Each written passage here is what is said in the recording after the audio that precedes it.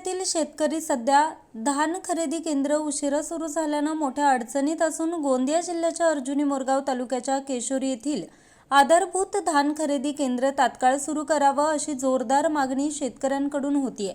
खरीप हंगामाची मळणी पूर्ण झाल्यानं शेतकऱ्यांना आता धान विक्री करणं आवश्यक झालंय। मात्र खरेदी केंद्र सुरू न झाल्यानं शेतकरी हवालदिल झाले आहेत। केशोरी येथील आदिवासी विविध कार्यकारी सहकारी संस्था परिसरातील 12 गावांतील शेतकऱ्यांकडून धान खरेदी करण्यासाठी शेतकऱ्यांकडून ऑनलाईन नोंदणी सुरू झाली असून प्रत्यक्ष खरेदी केंद्र सुरू नसल्यानं त्यांना धान साठवून ठेवणं कठीण जातंय।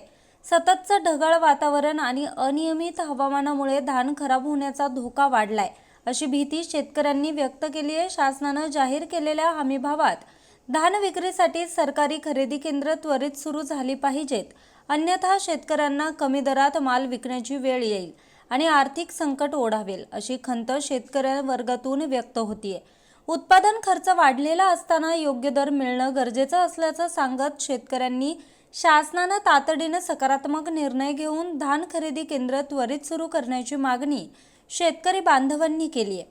न्यूज रिपोर्टर चेतन समरीत, आज 24 तास, गोंदिया।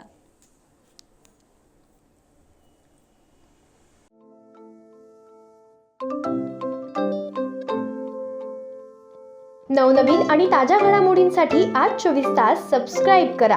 त्याचबरोबर बेल आयकॉनवर क्लिक करा आणि मिळवा आमच्या बातम्यांच्या नोटिफिकेशन्स। तसेच आज 24 तासची प्रत्येक बातमी आपल्याला कशी वाटली हे कळवा, लाईक करून, कमेंट करून आणि आमच्या बातम्या शेअर सुद्धा करा।